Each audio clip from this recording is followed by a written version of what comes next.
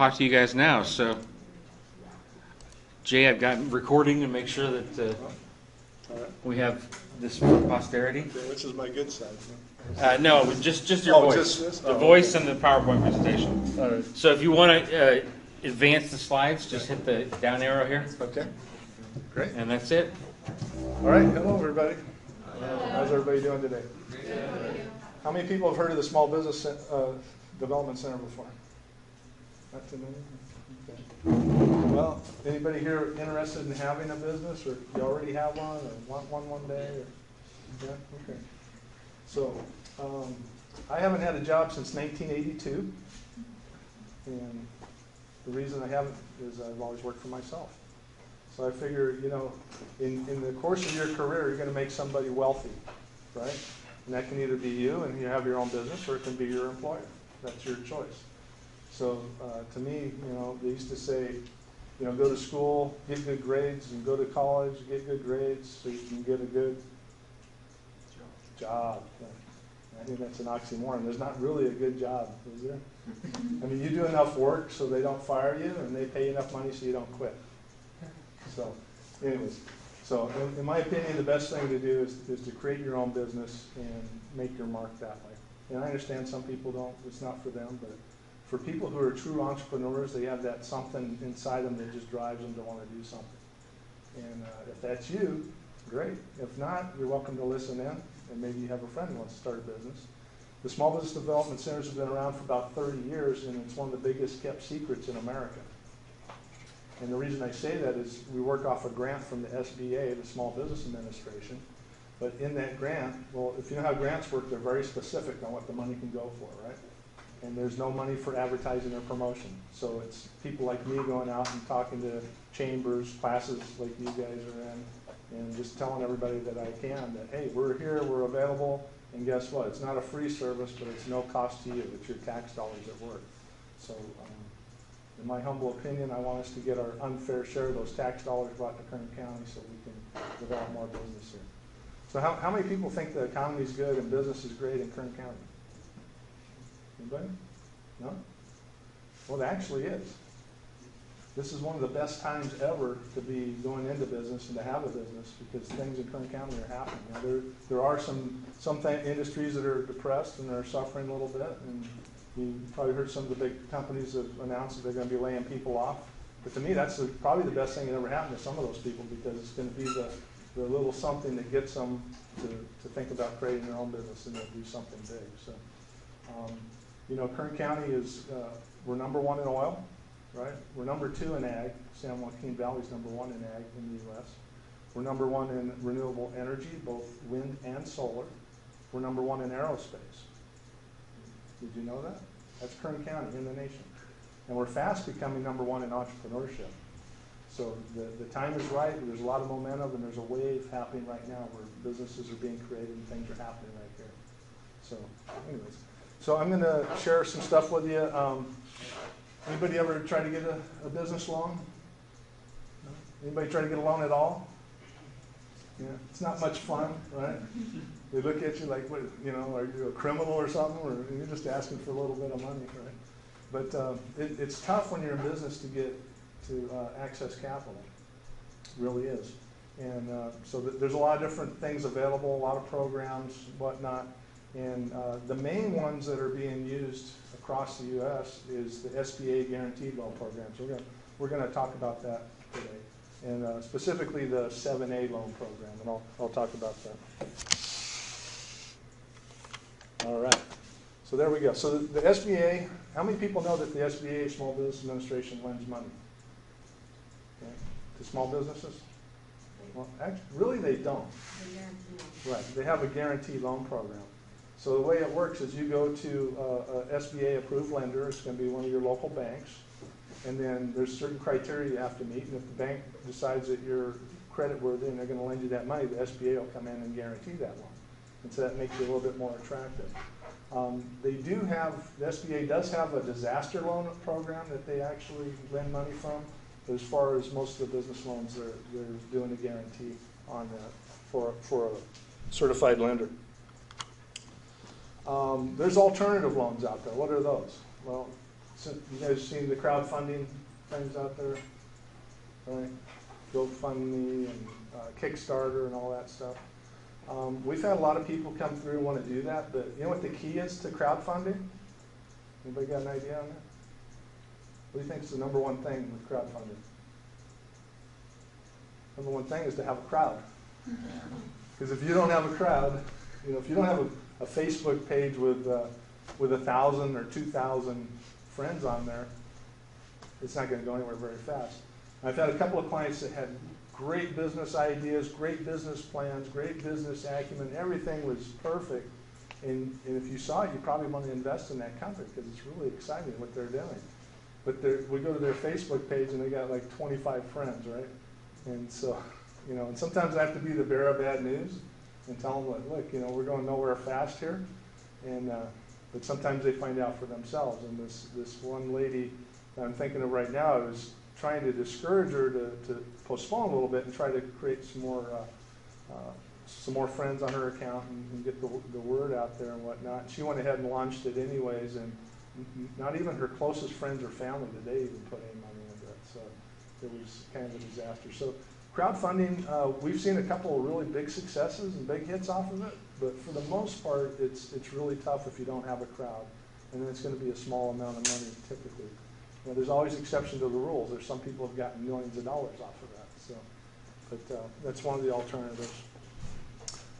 There's CDFIs. The one we deal with is the Fresno CDFI, Community Development, and they're kind of a hybrid. Some of them will actually get money from banks and then repackage it and loan it to people. They're on a more risky level. They're typically lower amounts. It might be $50,000, $25,000 instead of $500,000 like a bank might do. But they're out there. In the rural areas, we have RCAC, which is Rural Community Assistance Corporation. And they're kind of a hybrid lender. They have larger amounts. They can actually go up to about $5 million, depending on the program. But they're for rural communities, cities and towns of 50,000 or less. So I've used them up in the KRV, Kern River Valley, up in Tehachapi. We've had some success with them. We opened a dry cleaner in Ridgecrest, and they funded that. They also did a bar in Ridgecrest, was one of my clients out there. But again, if you're in Bakersfield proper or close to it, it's not an option. VEDC is the Valley Economic Development Corporation, and they're also another small lender, but they're available. Who knows what the USDA is? United States Department of Agriculture. Now they have loan programs too. They'll actually do home mortgages, but as far as ag loans, ag business, and certain rural areas, they can come into play, and they might even be a little better option than the SBA guaranteed loans if everything fits right. Anybody ever hear the 4 F's? So the bankers always talk about the 4 F's before you go out and get a loan, that you have other options, right? First one is founders, so that would be you and your partners, whoever are putting the building or the business together.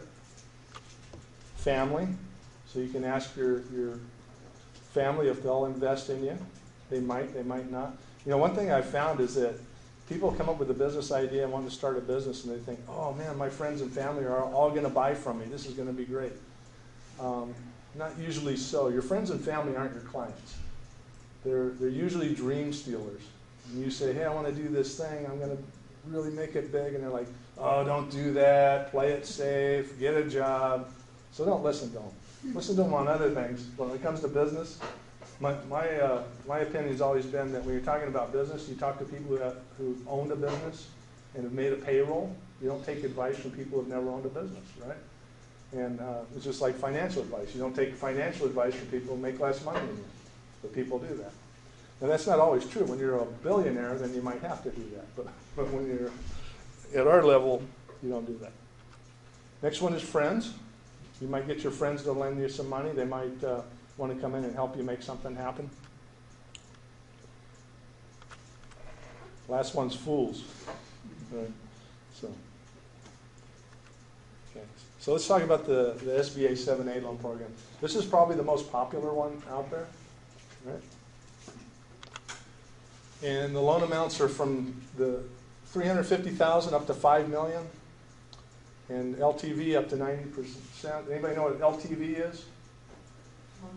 Loan to value, right? You need to know that. It's dependent on the strength of the deal, the property type. So they'll do real property. They'll also do large equipment acquisition. And then they're going to be fully secured. So anybody know what that means? What would a fully secured loan be?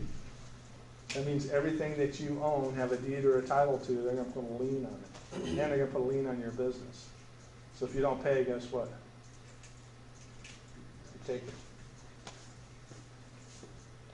That stops a lot of people right there, because I'll have people come to me that have some assets, and they go, "Ooh, I don't like that part of that." So there's a way around that, but you got to do that ahead of time. Okay. Loan terms on real estate are up to 25 years, equipment 10 years. They'll do working capital loans. And we're not supposed to quote interest rates, and we don't really quote them to our clients, but this is the current rate. The reason we don't quote them is because they change all the time. And there's other factors involved where the bank might charge a little bit more than the prime, but it'll be the prime rate plus a spread on there for the bank. There's prepayment penalties if the loans are over a 15-year term. So, right. And that's kind of how the prepayment works. It's 5%, 3%, 1%, and 0. That's over the first 3 years. They have a small loan program, and those are loans from $20,000 to $150,000. And anything over $26,000, they're going to put a lien on.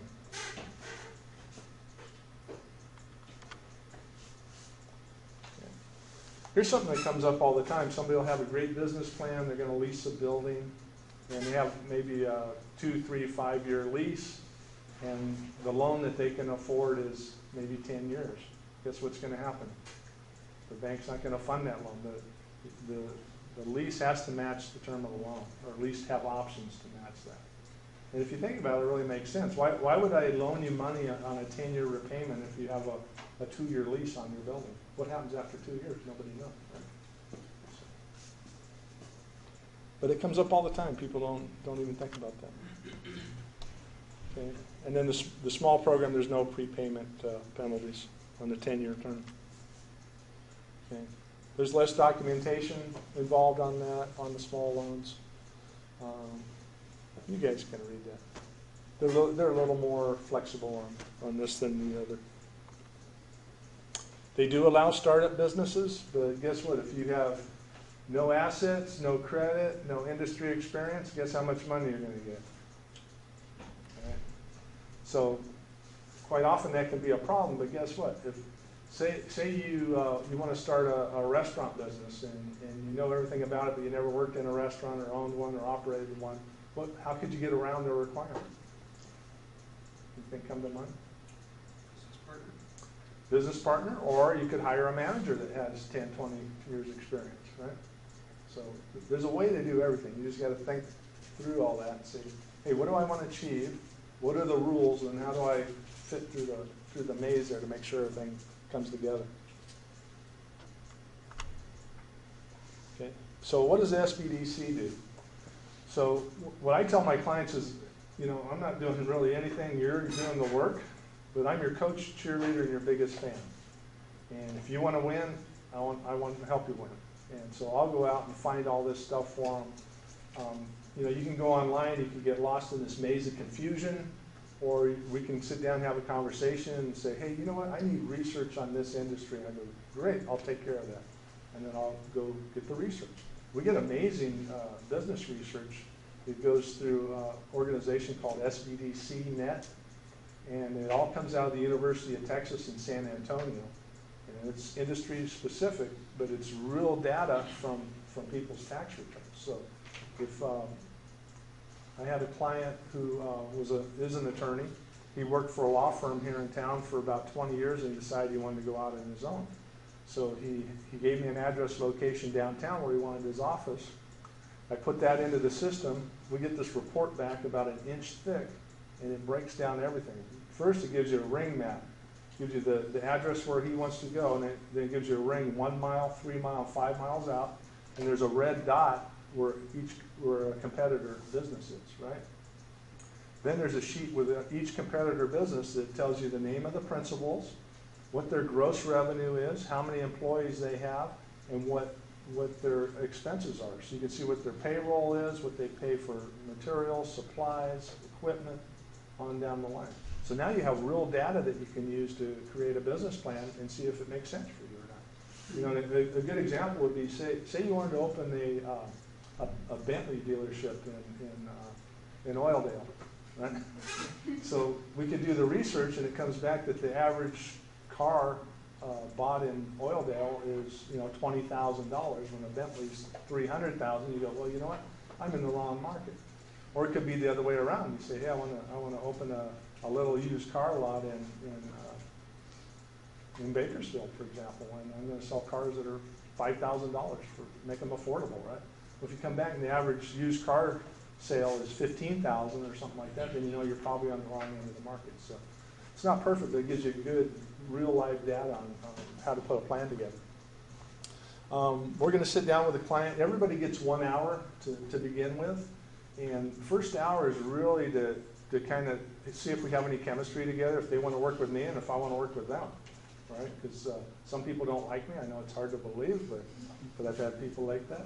And then sometimes people are just so way out there that I don't really want to work with them. I'm looking for winners. I'm looking for people who want to do something, make their mark, and let's go. If they go, I'm thinking about, I don't have time for it. You should already know. Don't think no, right? Anybody follow that? You know what I mean? So time's precious. We don't want to be wasting that. But we'll sit down. We'll have an initial conversation and see if their idea is feasible.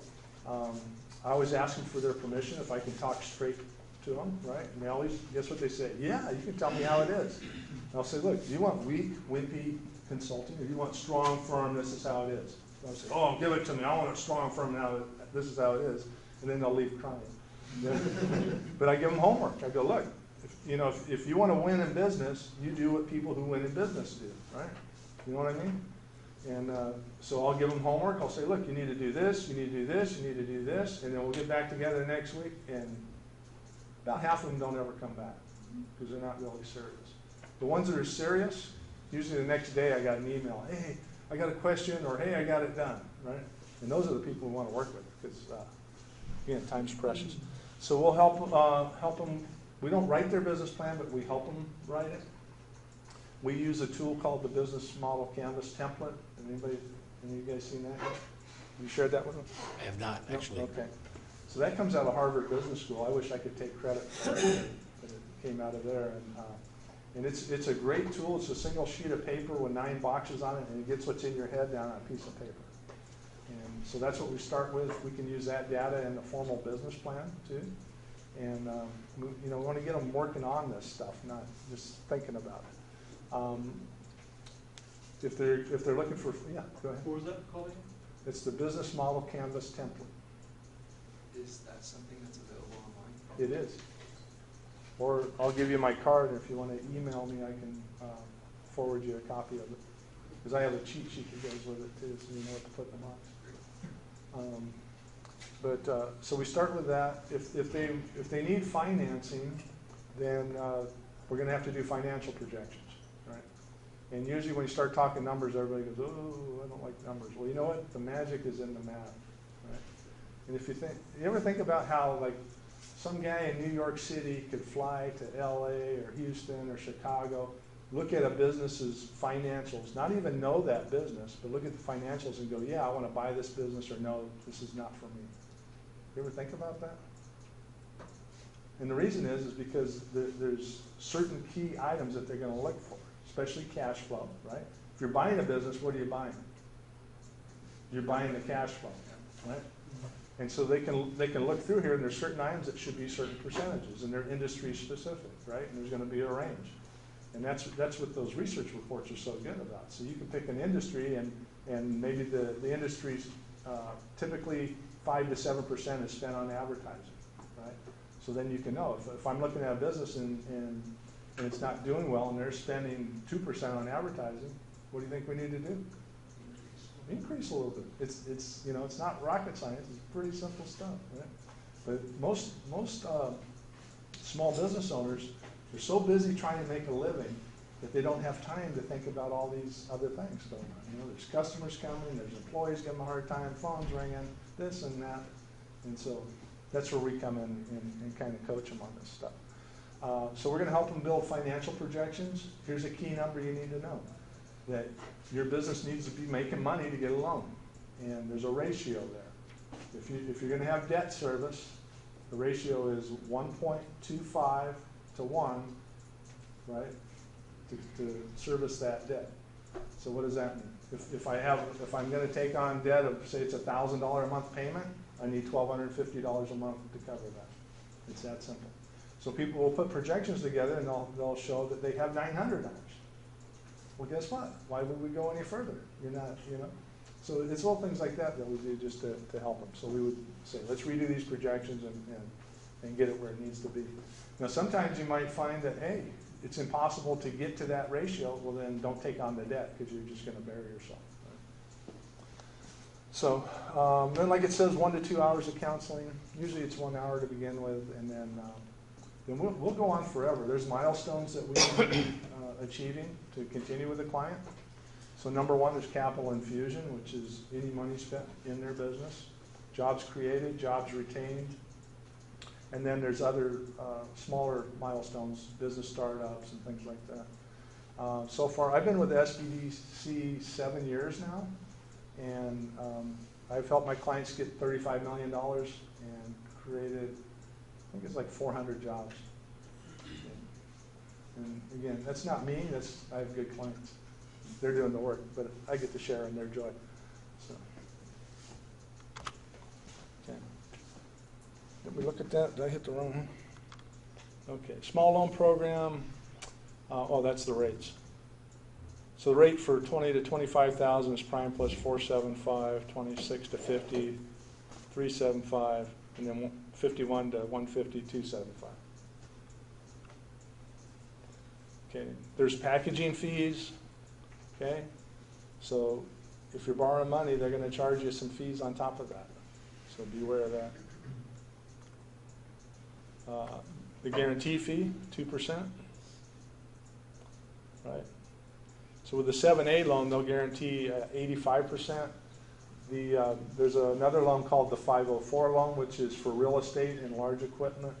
Though it's kind of a, how do I say this? So that program's a little different. There'd be 2 loans involved. One would be a 50% loan from your local bank, and then we use locally we use Mid-State Development.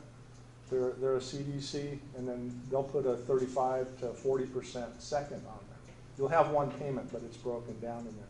So what the SBA is guaranteeing is that second position. And a bank would think, hey, if you're buying a building for $1 million and my liability against non-payment is $500,000, I could probably get out of there pretty easy if I need to. I could have a fire sale at $500,000 or $600,000 and not lose any money. So that's what that's all about. So credit. Anybody know what your credit score is? You don't have to tell me, but you should know that. So credit is important. And this has been an issue for, not always for the client, but sometimes they'll have a partner in their business who has bad credit. And now there's no loan. So any partner or owner that's 20% or more has to fully qualify for SBA guaranteed lending. Right? Fully qualify. So I always tell my clients before we even I'll ask them, how's your credit? They always say, oh, it's good, or it's okay, or whatever. I'll say, pull your credit report. The only free one really is annualcreditreport.com, and you can get all 3 credit reports, and then we can look at them. And I don't care about the score really. What I want to see is look for any derogatories on the report, because if there's something on there, we can get that taken care of before we go to the bank. Now we don't have to make an excuse or backpedal or whatever. So I had a client not too long ago who's a physician. Yeah, he's making $300,000 plus a year, and he's opening a new office. And I said, so how's your credit? He goes, oh, my credit's great. I said, well, let's go to the annual credit report and get your credit report. So he did that, and I get the report, and there's a charge off to Verizon for $150. So I said, hey, what's this charge off here? He says, hey, I never had a Verizon account. I go, exactly, that's why we do this ahead of time. So we were able to get that taken care of. But some people say that there's as much as 85% errors on credit, well, not 85% errors, 85% of credit reports have some type of error on them. I know mine does. I have on my credit report, there's Logix Credit Union down in Santa Clarita. It says I have a credit line for $100,000 that I don't have. And I even called them. I said, hey, you know, I never had an account with that credit union, but it shows on my credit report. I called them up and said, hey, do I have an open account with you I don't know about? And I was thinking, well, maybe somebody took over that credit union, or, you know, I had an account at another credit union, they merged or whatever, I don't know. They said, no, we have no record or history of you. So I said, all right, well, let's get that off of there because, you know, it could be a liability for them. They're going to look at your personal payment history. So even if you don't own a home, but if you have a car or an apartment, they're going to see if you can pay your rent on time, then you'll probably pay your loan on time. If you're late on rent, if you're late on car payments, if you're late on other stuff, then they're going to think, well, you're probably not going to pay this on time either. They're going to look at the time, or different businesses have different amount of risk. What do you think one of the worst businesses to try to get funding would be? Alcohol? That's bad. No. People buy that. Mm-hmm. Probably one of the worst businesses is restaurants, right? And I've heard different statistics up, 50 to 80% fail in the first 5 years. But the other side of that coin too is that if you hit it right, you're going to make big money in that restaurant. But food service is pretty tough. And you really got to know what you're doing. They're going to look at how much industry experience you have. So if you want to open a restaurant and you were a server in a restaurant, that's not management. Okay, so they'd probably say no. But if you managed a restaurant for 10 years and said, hey, I've helped start this place, I've grown it, I'm ready to go and do my own thing, they'll probably say yeah. That's something they're looking at. That would be a natural progression, right, in your career. By the way, does anybody know that all loans start at no? All loans start at no. You have to convince them. And you think it'd be the other way around because banks make money off the interest spread, right, that they're charging you. But if you just go to the bank and say, hey, I want to borrow some money. No.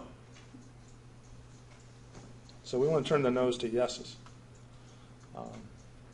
They're going to look at your revolving credit. I've had this become an issue for people too, is maybe they have 3 or 4 or 5 credit cards open and there's no balance on them.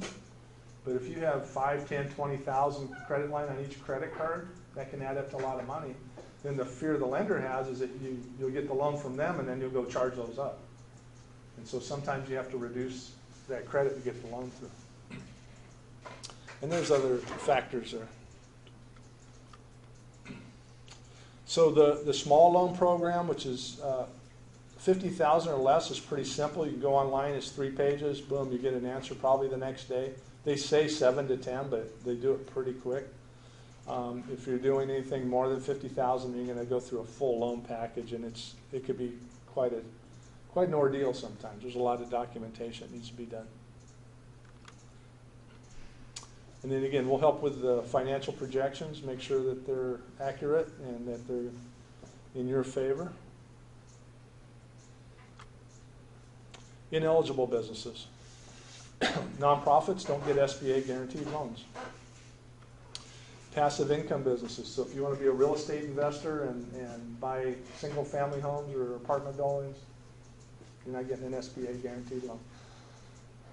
Speculative real estate and ag and farm businesses are a no. Why do you think ag and farm businesses are no? Nobody knows that? Too risky? Huh? Too risky? No, because the USDA does those. Too long to get like that? No, it's because the USDA funds those. So sometimes you might be asking in the wrong spot.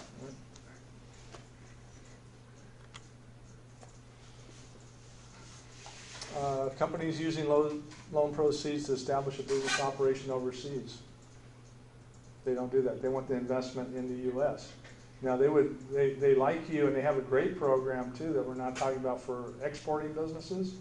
If you want to export overseas, they have a really good program for that.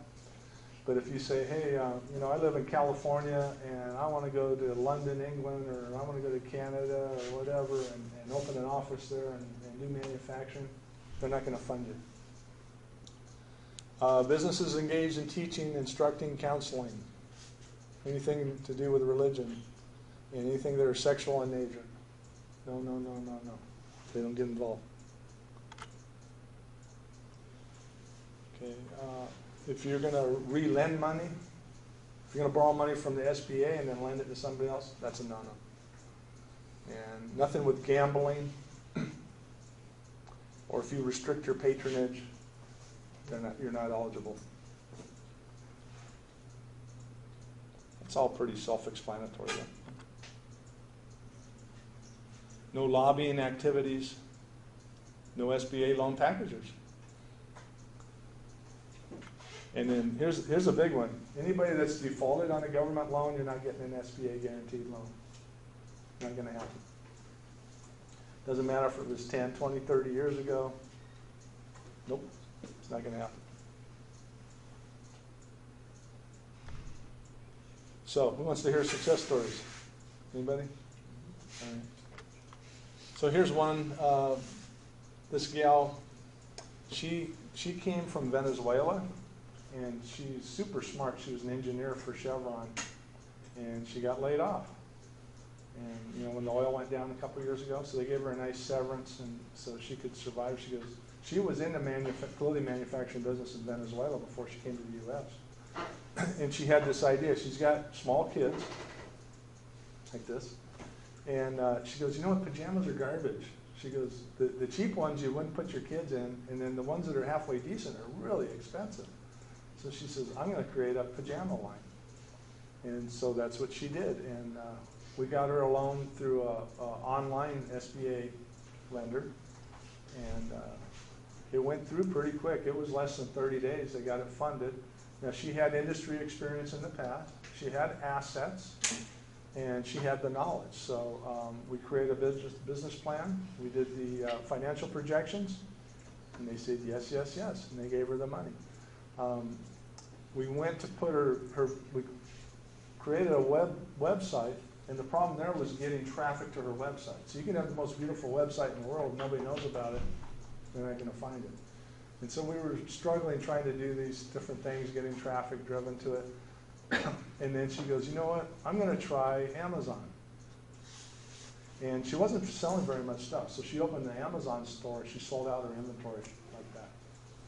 And she had to bring the price point down a little bit, but the volume increased so large that that's 99% of her sales right now. That's where it's going. And then she's got like 85% repeat clients. So that's a good indicator too. And the material is really good, and everybody likes it. So good success story. Now, she was so committed to this, even though she got the funding, she decided to sell her house because she had a couple $100,000 equity in there, just to have a safety net, and so she could grow her business to the next level. So she sold her house, and her and her husband and kids, they moved into an apartment. That's committed. But you know what? There's a thing that people say, you live like nobody else now, so you can live like nobody else later, and that's what they're doing. Iguanas, anybody been there? Yeah? Okay.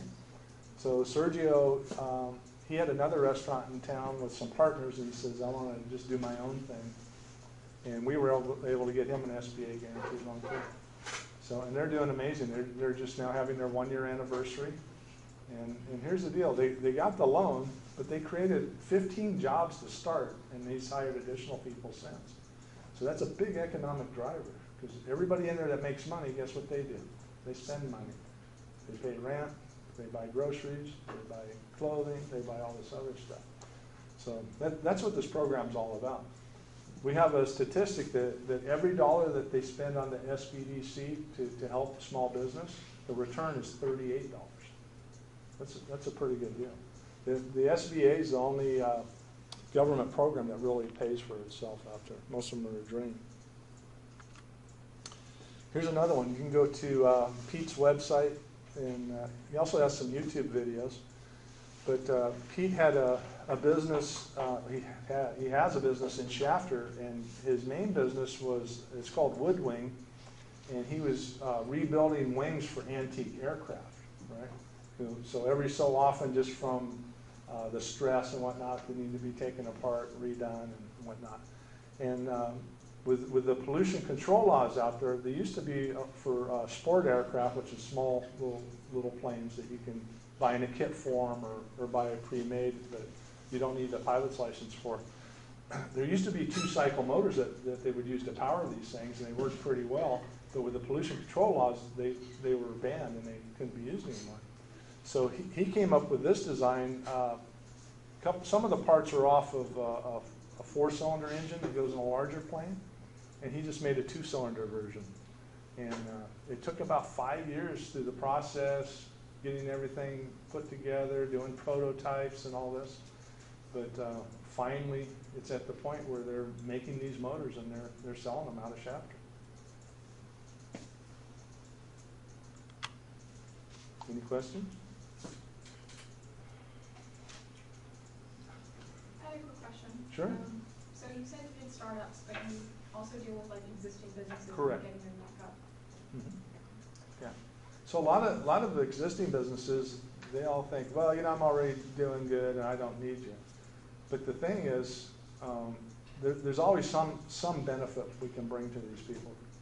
They're probably paying too much in taxes, or they don't have the right legal structure or something. So we can go in there and do an analysis of their business. It doesn't cost them anything. We have experts that can help with marketing and other things. There was a doctor in town here who was advertising on TV, and he was spending $26,000 a month on advertising when I met him. I'm like, $26,000 a month? And so we had a conversation and looked at his marketing plan, and I put him with one of our other consultants who's expert in marketing, and she's got that down to a couple thousand, but increased his visibility. So his business is just blown up. And that's what we like to do. It's fun for us. It's great for the client. Yes? Is a business loan, like in a high dollar amount, are the payments on that much higher than like a house loan or something like that, because it's a 15-year instead of a 30-year? Yeah, and you can just use a loan calculator to figure it out. But if you like right now for the 504 loans, which are for real estate, are 4.25%, 20-year AM, right? So you can just do the math on it. And quite often, though, and especially in our area, it's cheaper to buy your own building than it is to rent. I see that a lot. Really do.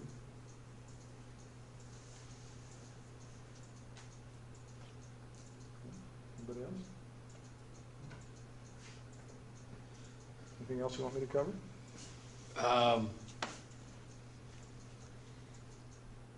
Not really. All right. So, one thing I would tell you is it's good that you're going to school, getting your degree, and that's great. But your degree isn't going to make you any money. It's the knowledge you get here applied in the world out there to create something. And that's what you need to be mindful of. Nobody ever told me that when I was going to college, Yeah.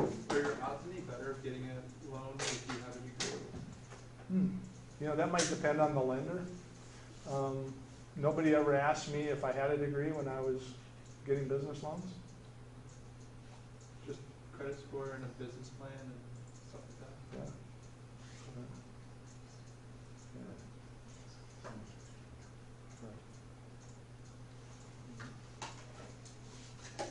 So, I have cards here. Anybody who's interested? Now we do have we have an exporting capital summit. It's going to be on campus November 7th, and it's 8 a.m. to 12:30, and they will feed you breakfast and lunch because they want butts in the seats. But you'll probably find it pretty interesting, and I've been to those things a dozen times, but I go every time because I always learn something new there. And usually if you can get one nugget out of there, it's worth your time and effort to go to that. And the free breakfast and lunch doesn't hurt either.